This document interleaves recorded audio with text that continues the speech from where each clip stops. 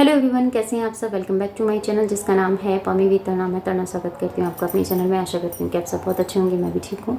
आज बात करने वाली हूँ स्नैपी गर्ल सपना के बारे में। सपना के बारे में क्यों बात कर रही हूँ, आपको पता है बहुत ज़्यादा रिकॉर्डिंग वायरल हो रही है जिसके अंदर उनके ससुर जी ने ये बात कही है सपना से कि तुम तेरा जो है वो तू ले जाना और जो हमारा है वो हम नहीं देंगे। तो एक बात मैं आपसे कहना चाहूँगी उन व्यूवर से, उन सभी लोगों से जो अपनी बहू को लाते टाइम तो ये बात सोचते हैं कि वो बहू को देखने के लिए जाते हैं तो ये दावा करते हैं कि ये बेटी हमारे घर की, ये बहू हमारे घर की बेटी बन के रहेगी।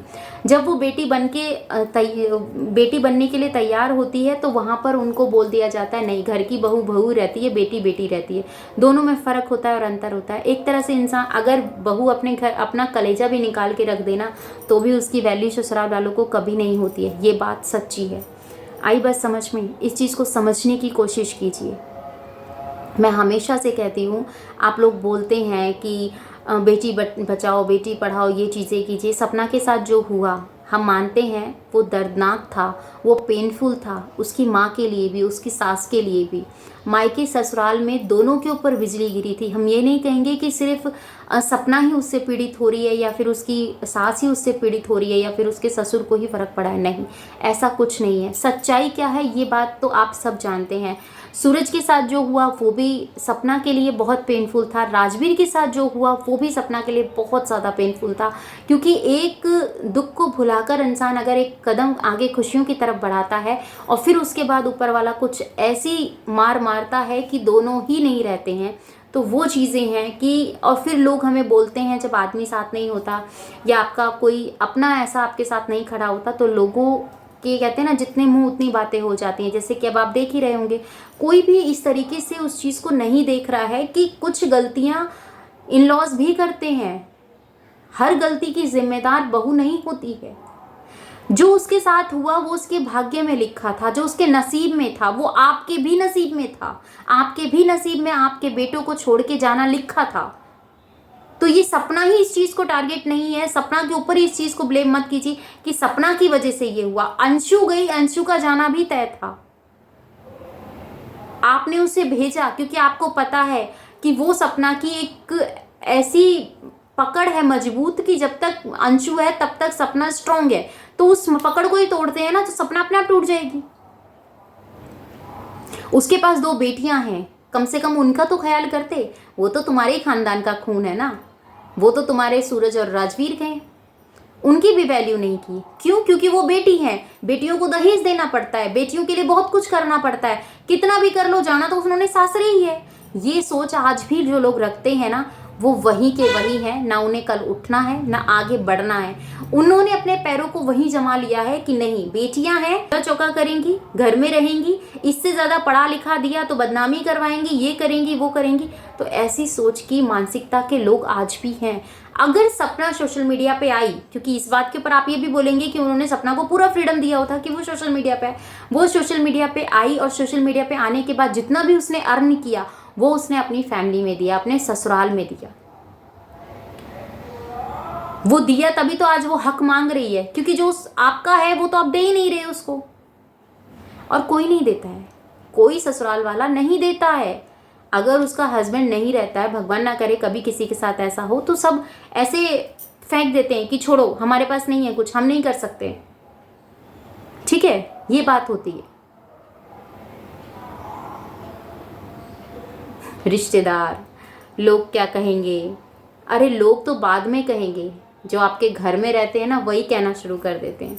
कोई आपकी परेशानी, आपकी परिस्थिति को नहीं समझता है। हाँ, वो बोलने के लिए तब आ जाएंगे जब उन्हें मौका मिल जाएगा। जब आप उनको इतना सा हिंट देंगे ना तो वो इतना बोल कर जाएंगे, क्योंकि उनका काम बोलने का है। सच्चाई ना कोई सुन के राजी है ना सच्चाई को जानना चाहता है।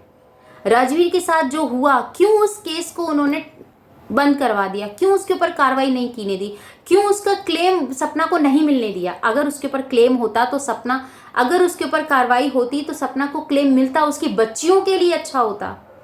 पर वो सब चीजें तो आपको पसंद ही नहीं थी। अगर उतना क्लेम मिल जाता तो फिर तो आप अलग ही वे में हो जाते। सब कुछ पैसा नहीं होता। मानती हूं कि पैसे के बिना भी कुछ नहीं होता, पर कुछ रिश्ते दिल से भी निभाए जाते हैं।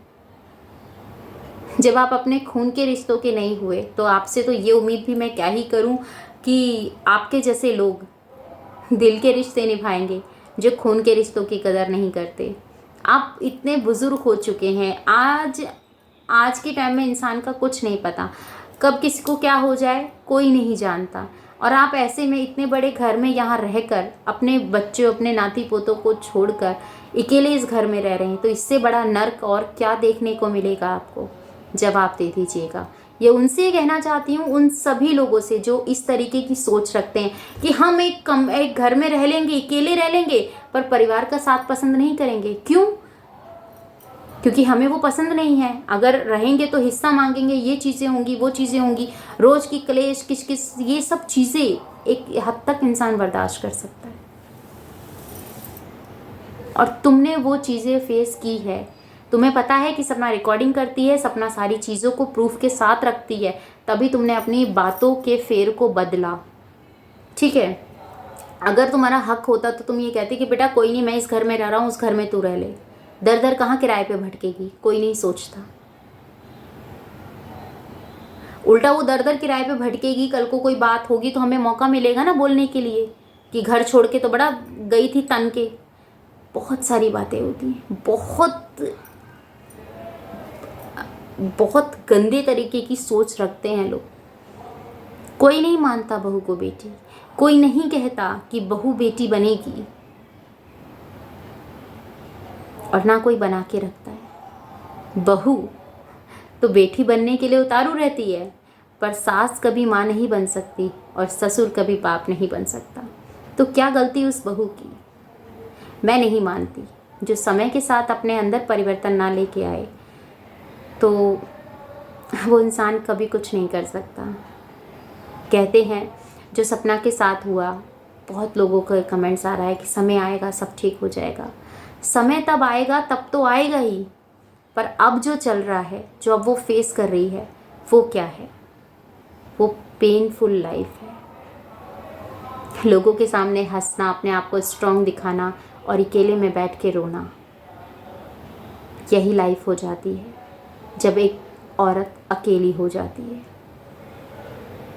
पर कोई नहीं समझता इस बात को, क्योंकि उनको उसका हंसता हुआ चेहरा दिखाई देता है, उसकी आंखों के आंसू कोई नहीं देखता, क्योंकि वो बंद कमरे में अकेले बैठ के रोती है। वो उन आंसुओं को किसी का हिस्सा नहीं बना सकती, उन आंसुओं को किसी की गवाही नहीं दे सकती कि हाँ मैं रो रही हूँ, तो सामने वाला बोल सकता है। ये है एक औरत और ये हमारी सोसाइटी जिसके बारे में मैंने बात की। क्या लगता है आपको? कमेंट्स में ज़रूर बताइएगा। मिलती हूँ अपनी नेक्स्ट वीडियो में। अपना और अपनों का ख्याल रखिएगा, दुआओं में मुझे याद कीजिएगा। जय श्री कृष्णा, राधे राधे। चैनल पे नए हो तो प्लीज़ चैनल सब्सक्राइब कर दीजिएगा, बेल आइकन ऑल पे क्लिक कर दीजिएगा। जय श्री कृष्णा, राधे राधे।